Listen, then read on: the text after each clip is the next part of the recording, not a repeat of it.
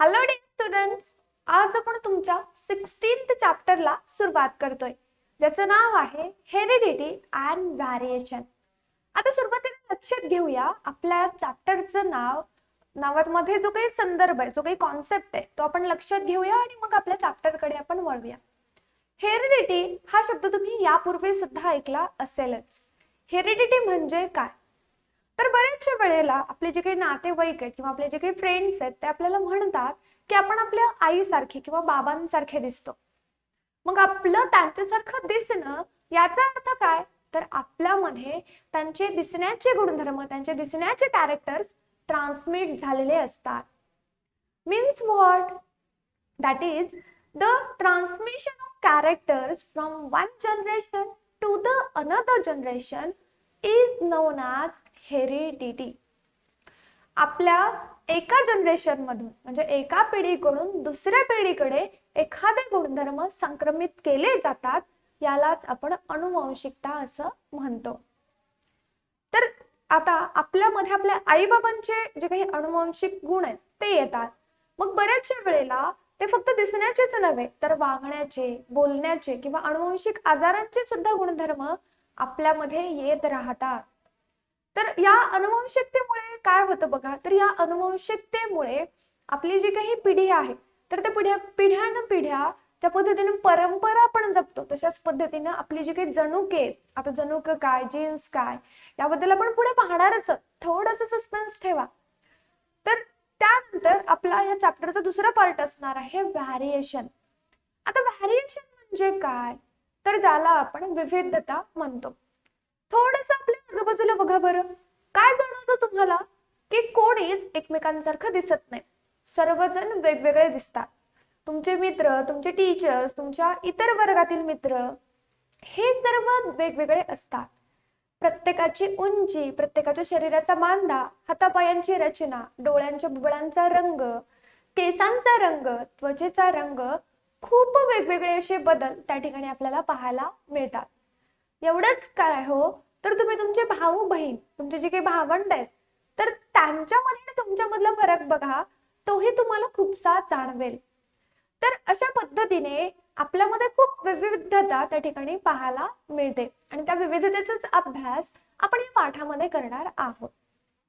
आता पाठाचं जे काही नाव आहे किंवा या पाठामध्ये आपल्याला काय काय पाहायला मिळणार आहे हे आपण थोडक्यात समजून घेतलं. तर चला आता आपण आपल्या पाठाच्या या आपल्या चॅप्टरला सुरुवात करूया. सुरुवातीला बघा, तुम्हाला स्क्रीनवरती पार्ट फर्स्ट असं दिसत आहे. याचाच अर्थ या पाठाचा हा पहिला भाग आहे, जो की इंट्रोडक्टरी पार्ट आणि थोड्याशा बेसिक कॉन्सेप्ट जे की तुम्हाला तुमच्या चॅप्टरमध्ये, तुमच्या टेक्स्टबुक मध्ये दिलेल्या आहेत, त्या आपण घेणार आहोत. तर त्यामध्ये बघा, सुरुवातीला आपल्याला थिंक अबाउट इट म्हणजे याबद्दल विचार करा या संदर्भात आपल्याला काही प्रश्न म्हणजे एक छोटीशी ऍक्टिव्हिटी दिलेली आहे आणि ती ऍक्टिव्हिटी आपल्याला या ठिकाणी पूर्ण करायची आहे. काय ऍक्टिव्हिटी लक्षात घ्या. त्यामध्ये पहिला प्रश्न असा विचारण्यात आलेला आहे, do all the boys and girls of your class look alike? तुमच्या वर्गातले सर्व मुलं आणि मुली हे वेगवेगळे दिसतात का? अर्थातच सर्वजण वेगवेगळे दिसतात. त्यानंतरचा पुढचा प्रश्न, think about the following characteristics and note similarities and differences. Teacher should help in this activity. तर जे काही वेगवेगळे गुणधर्म आहेत आणि त्याचबरोबर जे जे काही सारखेपण आहेत, जे जे काही वेगळेपण आहेत, तर याची तुम्हाला यादी बनवायची आहे, त्यांच्याबद्दल तुम्हाला विचार करायचा आहे. आणि या ठिकाणी या ऍक्टिव्हिटीमध्ये you can take the help of your teacher. तुमच्या शिक्षकांची मदत तुम्ही या ठिकाणी घेऊ शकता. तर यामध्ये सिरियल नंबर, पर्सनल कॅरेक्टरिस्टिक्स काय, तुमचे स्वतःचे काय, तुमच्या आजोबाचे, तुमच्या आजीचे, तुमच्या वडिलांचे आणि तुमच्या आईचे, अशा पद्धतीने जे काही फॅमिली मेंबर्स आहेत त्यांचे कॅरेक्टरिस्टिक्स आपल्याला या ठिकाणी लिहायचे आहेत. आता फॉर एक्झाम्पल आपण या ठिकाणी घेऊया एखाद्या बॉय किंवा एखाद्या गर्लचं एक्झाम्पल घेऊया. कलर ऑफ स्किन, स्वतःचा तुमचा कलर कसा असेल, तर या ठिकाणी आपण फेअर. ओके, ग्रँडफादर पण तसेच, ग्रँडमदर थोडीशी ज्याला आपण सानवळा म्हणतो म्हणजे सावळा असा त्याचा अर्थ होतो. फादर फेअर आहेत, मदर काय आहे, मदर सुद्धा फेअर आहे. मग तुम्ही सुद्धा फेअर आहात. तुमच्या चेहऱ्याचा जो काही फेस आहे फेसचा जो काही शेप आहे तो कसा आहे, राऊंड आहे म्हणजे गोल आहे की ऑब्लॉंग आहे, तर तुमचा ऑब्लॉंग आहे. ओके, तर तुमच्या ग्रँडफादरचा राऊंड आहे, तुमच्या ग्रँडमदरचा ऑब्लॉंग आहे, तुमच्या फादरचा राऊंड आहे आणि तुमच्या मदरचा ऑब्लॉंग आहे. आता हाईट, तुमची स्वतःची हाईट मीडियम आहे, but your grandfather tall, your grandmother also tall, your father tall and mother also tall. Colour of eyes, तुमच्या डोळ्यांचा कलर ब्राऊन आहे, तुमच्या ग्रँडफादरच्या डोळ्यांचा कलर ब्लॅक आहे, ग्रँडमदरचा ब्लॅक आहे, फादरचा ब्राऊन आहे and your mother also have black coloured eyes. आणि orientation of thumb, थंबचा जो काही ओरिएंटेशन आहे तो कसा आहे, त्याचं टेक्स्चर कसं आहे, तो कुठून आहे, तर हे सुद्धा तुम्ही चेक करू शकता. आता या ठिकाणी आपण पाहिलं, we have seen there is great variation within every species in nature. प्रत्येक निसर्गात उपलब्ध असणाऱ्या स्पीसीज मध्ये, प्रजातींमध्ये आपल्याला खूप असं व्हॅरिएशन, खूप अशी विविधता त्या ठिकाणी पाहायला मिळते. In this chapter we shall study the factors that give rise to variation. आणि या पाठामध्ये आपण विविधतेला राईज करणारे, विविधता वाढवणारे जे काही वेगवेगळे टॉपिक्स आहेत ते टॉपिक्स म्हणा, ते फॅक्टर्स अभ्यासणार आहोत.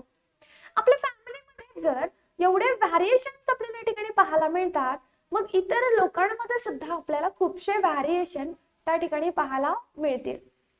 आता आपण थोडंसं पुढे जाऊया.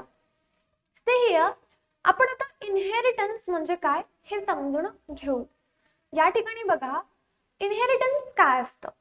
The branch of biology which studies the transfer of characteristics of organism from one generation to the next and genes in particular is called genetics. तर बायोलॉजीची एक अशी शाखा, ज्या शाखेमध्ये काय केलं जातं, ज्या शाखेमध्ये जे काही सजीवांचे गुणधर्म आहेत ते एका पिढीकडून दुसऱ्या पिढीकडे कशा पद्धतीने संक्रमित होतात आणि त्यातल्या त्यात ते जीन्सच्या मदतीने होतात का, तर त्याला आपण जेनेटिक्स म्हणजेच अनुवंशिक शास्त्र असं म्हणतो. आता जेनेटिक्सचा आणि इनहेरिटन्सचा काय संबंध, तर या दोघांचा खूप जवळचा संबंध आहे. म्हणजे बघा, इनहेरिटन्स नसेल तर या जेनेटिक्सचा काही फायदा होणार आहे का आपल्याला, अर्थातच नाही. नेक्स्ट पॉइंट, ना new progeny is form through the process of reproduction. तर लिव्हिंग ऑर्गॅनिझमचे बरेचसे कॅरेक्टरिस्टिक्स आहेत. Do you know which are they, कोणते कोणते आहेत ते तुम्हाला ठाऊक आहेत का, तर आपण प्रिव्हियस स्टँडर्ड्स मध्ये म्हणजे जवळपास 6th स्टँडर्ड पासून आपण लिव्हिंग ऑर्गॅनिझमचे वेगवेगळे कॅरेक्टर्स पाहतोय. दॅट वॉज, कोणते कोणते होते ते, living organism can move, living organism movement करतात, living organism can respire, living organism can excrete, living organisms grow as well as living organism reproduce.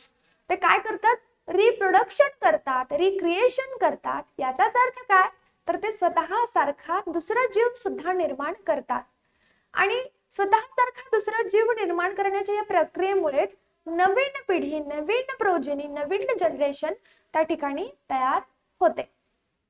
Except for a few minor differences the offspring show great similarities with parents. तर जे काही offsprings असतात, जे काही मुलं असतात, ते त्यांच्या पालकांशी खूप मोठ्या प्रमाणात सारखेपणा दर्शवतात. आता त्यांच्यामध्ये काही मायनर फरक असतात, काही छोटे मोठे बदल असतात, प्रत्येकामध्ये असतात. Organism produced by asexual reproduction shows minor variations. However, offspring produced through sexual reproduction show comparatively great variation. आता सुरुवातीपासून म्हणजे अगदी बेसिक पासून आपण पाहूयात, म्हणजे तुमच्या व्यवस्थित पद्धतीने लक्षात येईल. रिप्रोडक्शनचे मेनली 2 टाइप्स आहेत. Which are they? Firstly asexual reproduction and second is sexual reproduction. तर असे ऑर्गॅनिझम ज्या ऑर्गॅनिझम मध्ये फक्त एक पॅरेंटल बॉडी असते, युनिपॅरेंटल असते ती, आणि ती स्वतः एकच युनिपॅरेंटल बॉडी रिप्रोडक्शन करते, रिक्रिएशन करते, तर त्याला आपण असेक्शुअल रिप्रोडक्शन म्हणतो. याच्यामध्ये 2 सेपरेट सेक्सेस प्रेझेंट नसतात. म्हणजे ज्या पद्धतीने आता आपण सेक्शुअल रिप्रोडक्शन मध्ये पाहू, म्हणजे तुमच्या लक्षात येईल. सेक्शुअल रिप्रोडक्शन मध्ये काय होतं, तर या सेक्शुअल रिप्रोडक्शन मध्ये 2 पॅरेंट्स असतात, त्यामध्ये एक फिमेल आणि एक मेल असतो. तर या सेक्शुअल रिप्रोडक्शन मध्ये 2 वेगवेगळे सेक्सेस प्रेझेंट असतात. म्हणूनच या असेक्शुअल रिप्रोडक्शन मध्ये खूप छोटे व्हॅरिएशन्स असतात, खूप कमी बदल असतात आणि त्याच्या तुलनेमध्ये मात्र सेक्शुअल रिप्रोडक्शन मध्ये खूप जास्त प्रमाणामध्ये पॅरेंट्स आणि ऑफस्प्रिंग्स मधले बदल आपल्याला त्या ठिकाणी पाहायला मिळतील. म्हणजेच सेक्शुअल रिप्रोडक्शन मध्ये 2 वेगळे पॅरेंट्स आहेत, म्हणजे त्या दोघांचे कॅरेक्टर्स त्या ठिकाणी मिक्सअप होतील आणि नवीन ऑफस्प्रिंग त्या ठिकाणी तयार होईल. But in case of asexual reproduction there is only one single parent and that is why the offspring will be as same or as like the parent सारखाच तो दिसणार, सेम टू सेम त्याच्या सारखाच असणार. तर असेक्शुअल रिप्रोडक्शन आणि sexual reproduction मध्ये नेमका काय फरक आहे किंवा त्यांच्यामध्ये मायनर आणि मेजर व्हॅरिएशन कशा पद्धतीने आढळतं, एवढा भाग तुम्हाला क्लिअर झाला ना. आता आपण थोडंसं आणखी पुढे जाऊया. त्यानंतर पुढे बघा, हिअर आपल्याला इथे काही फेशियल फीचर्स दिलेले आहेत आणि हे जे काही फेशियल फीचर्स आहेत ते आपल्याला व्यवस्थित पद्धतीने अभ्यासायचे आहेत. See here, firstly carefully observe your classmates year lobe. Year lobe म्हणजे काय, तर ही जी काही कानाची पाळी आहे, तर तुमचे जे काही क्लासमेट आहेत तर त्यांची ही कानाच्या पाळीचं तुम्ही व्यवस्थित पद्धतीने निरीक्षण करा. प्रत्येकाच्या कानाचे इयर लोबचे स्ट्रक्चर, त्यांची पोझिशन ही खूप वेगवेगळी तुम्हाला पाहायला मिळेल. आता या ठिकाणी बघा, अटॅचमेंट ऑफ इयर लोब. काही जणांचे हे जे काही इयर लोब आहेत ते इथे अटॅच असतात, काही सेपरेट असतात, काही थोडेसे वाकडे असतात. बरेचसे व्हॅरिएशन आपल्याला त्या ठिकाणी पाहायला मिळतील. Second question is about, irrespective of all of us being humans, what difference do you notice in our skin color? एक ह्युमन बीइंग म्हणून प्रत्येकाचा स्किन कलर हा वेगवेगळा आपल्याला पाहायला मिळतो. So what do you think about that colour? त्या colour बद्दल तुम्ही काय विचार कराल? So this is one of the characteristics. हे आपल्या ह्युमन बीइंगच्या एका दिसण्याचं एक वैशिष्ट्य, एक कॅरेक्टरिस्टिक्स आहे. प्रत्येकाच्या स्किनचा कलर हा वेगवेगळा असतो, प्रत्येकाचा स्किनचा टोन हा वेगवेगळा असतो. त्यानंतर next one, all of you are in standard 9. Why? There are some students tall and some short. आता तुम्ही सर्वजण 9th स्टँडर्ड मध्ये आहात, बरोबर? मग तुमच्यापैकी काही मुलं ही खूप शॉर्ट आहेत, खूप बुटकी आहेत, काही मीडियम हाईटचे आहेत, तर काही खूप उंच आहेत. असं का? कारण बघा, प्रत्येकामध्ये वेगवेगळे गुणधर्म इनहेरिट झाले, तुमच्या पॅरेंट्स कडून तुमच्याकडे ते आले. म्हणून प्रत्येकाच्या इनहेरिटन्सवर, प्रत्येकाच्या अनुवंशिकतेनुसार तुमची हाईट त्या ठिकाणी डिटरमाइन झाली, तुमची हाईट त्या ठिकाणी आज आहे. Then we will see what is mean by heredity. आता आपण जाणून घेऊया की हेरिडिटी म्हणजे काय, अनुवंशिकता म्हणजे काय. फर्स्टली बघा, transfer of characteristics from parents to offspring is called heredity. जे काही पॅरेंट्स कडून ऑफस्प्रिंग कडे ट्रान्सफर होणारे गुणधर्म आहेत त्यांनाच आपण हेरिडिटी असं म्हणतो. काय म्हणतो? हेरिडिटी, अनुवंशिकता असं म्हणतो. मग ते कॅरेक्टर्स कोणते आहेत हे आपल्याला समजत नाही, बट ते ट्रान्सफर होतात. It is due to heredity that the puppies are similar to the dogs, squabs are similar to the pigeons आणि infants are similar to humans. आणि या अनुवंशिकतेमुळेच कुत्र्याची पिलं कुत्र्यांसारखे दिसतात, त्याचप्रमाणे जे काही पिजन्स असतात, कबूतर असतात किंवा पारवे असतात, तर त्यांचे जे काही छोटे छोटे पिल आहेत तर ते त्यांच्यासारखे दिसतात. आणि ह्युमनचे जे काही इन्फंट्स आहेत, बेबी आहेत, बाळ आहेत, तर ते त्यांच्यासारखे दिसतात. ओके. मग आता जे काही ऑफस्प्रिंग्स आहेत तर ते कोणासारखे दिसतात? They look like their parents. ते त्यांच्या पॅरेंट्स कडे दिसतात, पॅरेंट्स सारखे दिसतात. आणि कशामुळे दिसतात? Because of only heredity. आता आपण इनहेरिटंट ट्रेट्स आणि एक्सप्रेशन ऑफ ट्रेट्स काय असतात समजून घेऊ. Firstly, though there are many similarities between parents and their offspring, there are some differences too. आता पॅरेंट्स मध्ये आणि ऑफस्प्रिंग मध्ये बरेचसे साम्य, म्हणजे बरेचसा सारखेपणा जरी आपल्याला जाणवत असला, दिसत असला, तरी सुद्धा जे काही पॅरेंट्स आहेत आणि त्यांची मुलं आहेत त्यांच्यामध्ये खूपसा फरक सुद्धा त्या ठिकाणी आपल्याला पाहायला मिळेल. These similarities and differences are all the effects of heredity. आणि हा जो काही सारखेपणा आहे, हा जो काही वेगळेपणा आहे, तर तो हेरिडिटीचाच परिणाम आहे. Let us study the mechanism of heredity. हेरिडिटीचे जे काही मेकॅनिझम आहे ते आपण आता व्यवस्थित पद्धतीने जाणून घेऊया. Information necessary for protein synthesis in the cell is stored in DNA. Protein synthesis करण्याची जी काही इन्फॉर्मेशन आहे, जी काही माहिती आहे, ती आपल्या पेशीच्या डीएनए मध्ये स्टोअर केलेली असते. आता तुम्हाला परत प्रश्न पडेल की मॅम डीएनए काय असतो? ओके, तर समजा ही आपली सेल आहे.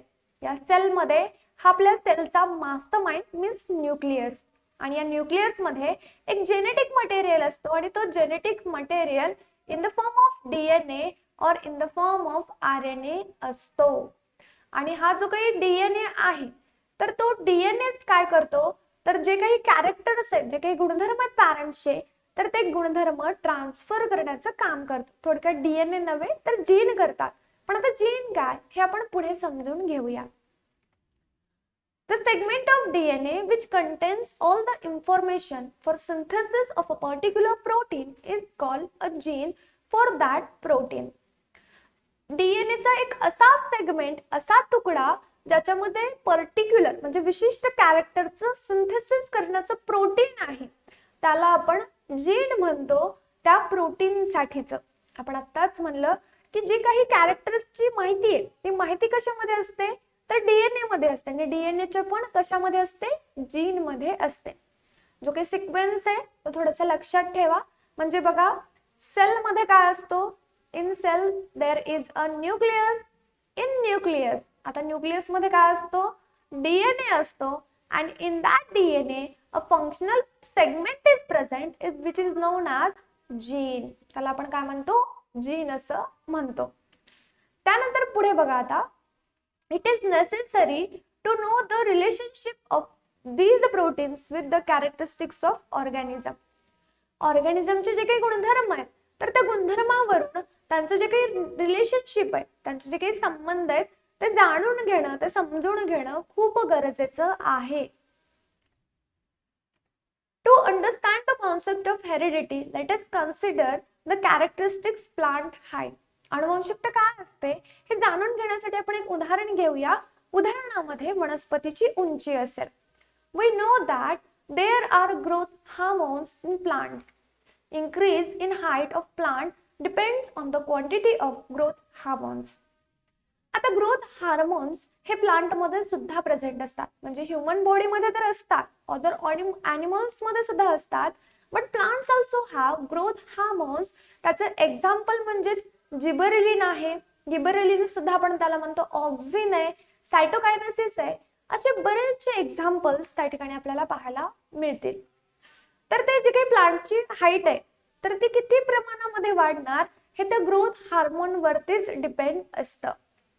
The quantity of growth hormones produced by a plant depends upon the efficiency of the concern enzymes. Growth हार्मोनची जी काही क्वांटिटी आहे त्या प्लांट मध्ये निर्माण करण्याची ते कशावरती डिपेंड असते. It is depend upon the efficiency of concern enzyme.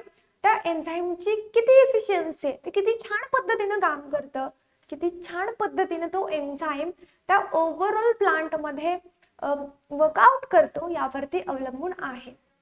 Efficient enzymes produce a greater quantity of the hormone due to which the height of the plant increases.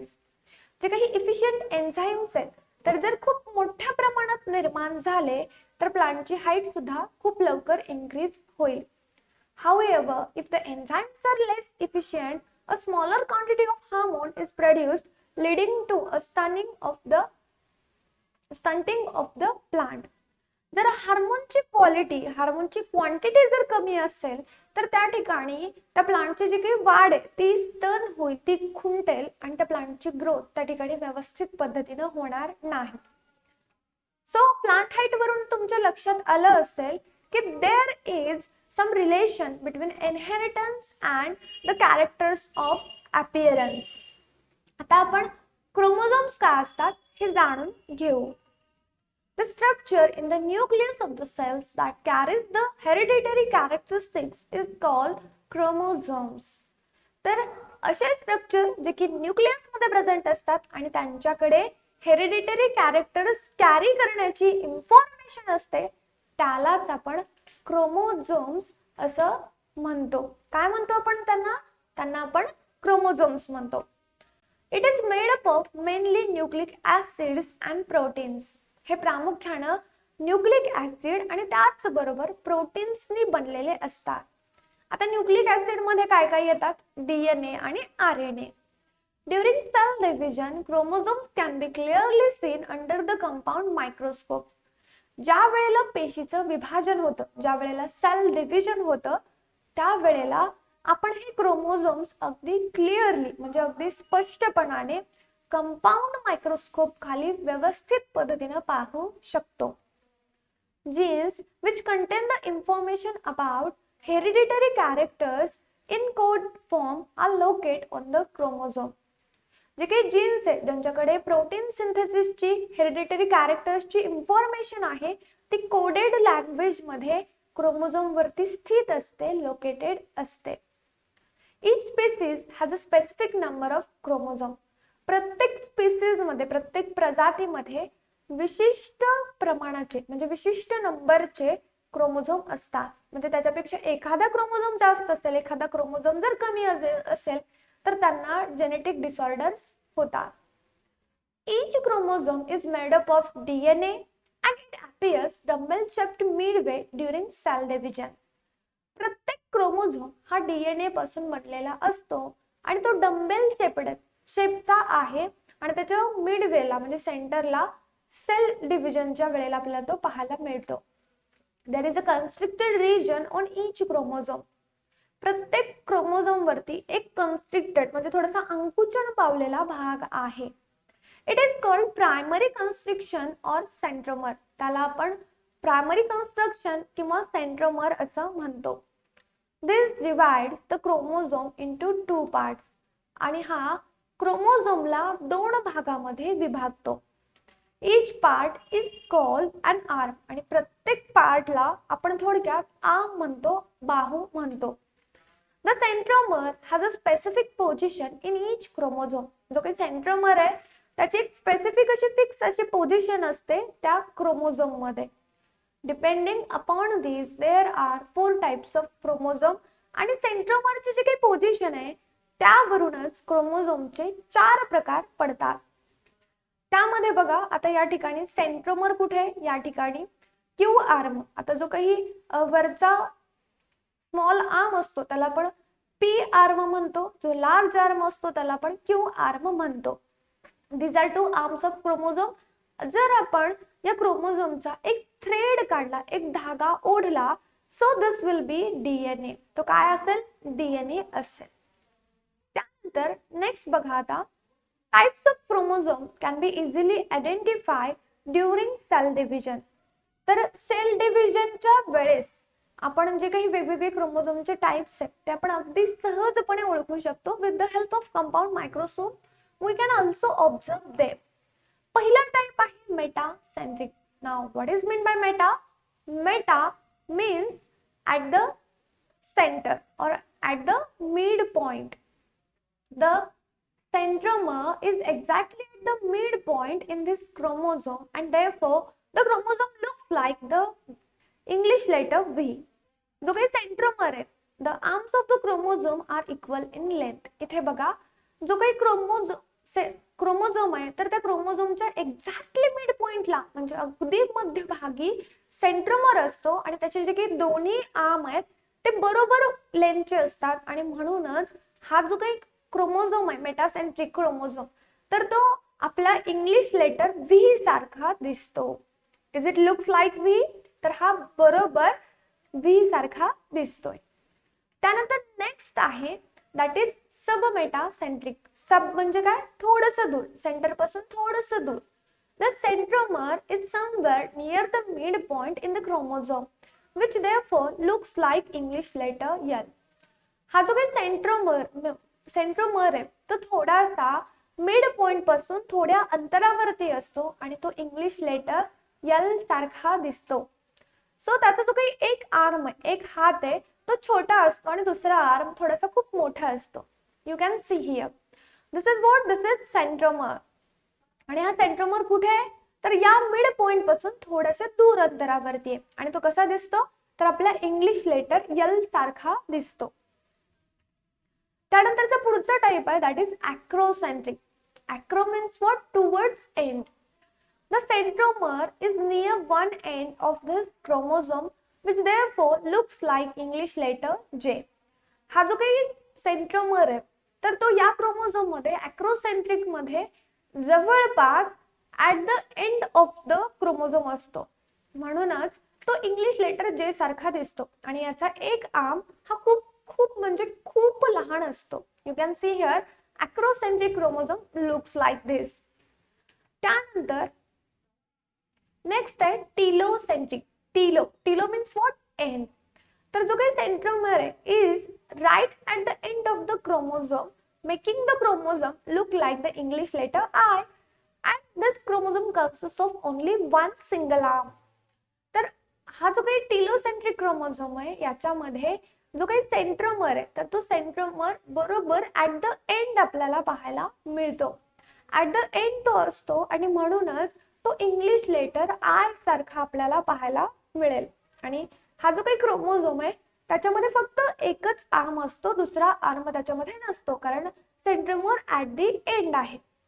त्यानंतर नेक्स्ट बघा, generally in somatic cells chromosome are in pairs. Somatic cells मध्ये जे काही chromosomes आहेत ते जोड्या जोड्यांनी असतात. If the pair consist of similar chromosome by shape and organisation they are called homologous chromosome. जे काही क्रोमोझोम्स आहेत तर ते आकाराने आणि ऑर्गनायझेशन म्हणजे रचनेने सारखे असतील तर त्याला आपण होमोलॉगस क्रोमोझोम म्हणतो आणि जर सारखी नसतील तर त्यांना आपण हेटेरोलॉगस क्रोमोझोम म्हणतो. In case of organism they reproduce sexually, one of the chromosomal pair is different from all than others. ऑर्गॅनिझमच्या केसमध्ये काय होतं, सेक्शुअली रिप्रोडक्शनच्या वेळेस जे काही वन सेक्स क्रोमोझोम आहे तर ते दुसऱ्यापेक्षा थोडंसं वेगळं असतं. Chromosomes of these different pair are called sex chromosomes. आणि हे दोन वेगळे डिफरंट पेअरचे जे काही क्रोमोझोम्स असतात त्यांना आपण सेक्स क्रोमोझोम म्हणतो किंवा अलोझोम्स म्हणतो आणि बाकीचे जे काही क्रोमोझोम्स आहेत त्यांना आपण ऑटोझोम्स म्हणतो. ओके, तर या ठिकाणी जे काही क्रोमोझोम्स आहेत प्रत्येक फेज मधले सेल डिव्हिजन मधल्या, so in human beings there are 46 chromosomes are present, means about 23 pairs of chromosomes are present in human beings. Out of that, one is a sex chromosome or allosome, or remaining are autosomes. आता प्रत्येक organism मध्ये किती number of chromosomes असतात हे आपण जाणून घेऊ. In crab there are 200 number of chromosomes. In mice there are 20 number of chromosomes, but in frog there are 26 number of chromosomes. In roundworm there are only 4 chromosomes. In potato there are 48 chromosomes and in human there are about 46 chromosomes. तर विद्यार्थी मित्रांनो, अशा पद्धतीने आपला जो काही या 16 चॅप्टरचा part first होता तो या ठिकाणी संपतो. या ओव्हरऑल पार्ट मध्ये जर तुम्हाला काही अडचणी असतील, if you have any doubt you can ask in the comment section और you can ask on official number in the form of message. तर जर तुम्ही आपल्या चॅनलवरती नवीन आहात तर लगेच आपल्या चॅनलला सबस्क्राईब करा, बाजूला असलेल्या बेल आयकॉनवरती क्लिक करा आणि त्या ठिकाणी ऑल करा, म्हणजेच तुम्हाला व्हिडिओच्या संदर्भातले सर्व नोटिफिकेशन्स मिळतील. तर अशाच पद्धतीने आपला जो काही सेकंड चॅनल आहे म्हणजे आपले जे काही लाईव्ह क्लासेस आहेत ते अटेंड करण्यासाठी आपल्या सेकंड चॅनलला सबस्क्राईब करा, ज्याचं नाव आहे गुरुबरी अकॅडमी लाईव्ह चॅनल. विद्यार्थी मित्रांनो, आपले बरेचसे सोशल मीडिया अकाउंट्स आहेत आणि त्यांच्या लिंक्स तुम्हाला या व्हिडिओच्या डिस्क्रिप्शन बॉक्समध्ये मिळतील, त्याही ठिकाणी तुम्ही जॉईन होऊ शकता. अशाच पद्धतीने या चॅप्टरचे जे काही पुढील भाग आहेत ते पाहण्यासाठी तुम्हाला आपल्या चॅनलच्या प्लेलिस्टमध्ये जावं लागेल. त्या ठिकाणी तुम्हाला 9th standard science and technology या फोल्डरमध्ये सर्व व्हिडिओज मिळतील, तर ते पहा, त्यांचा व्यवस्थित पद्धतीने अभ्यास करा. लवकरच भेटू आपण या चॅप्टरच्या सेकंड पार्ट मध्ये. तोपर्यंत बाय गाइज, टेक केअर.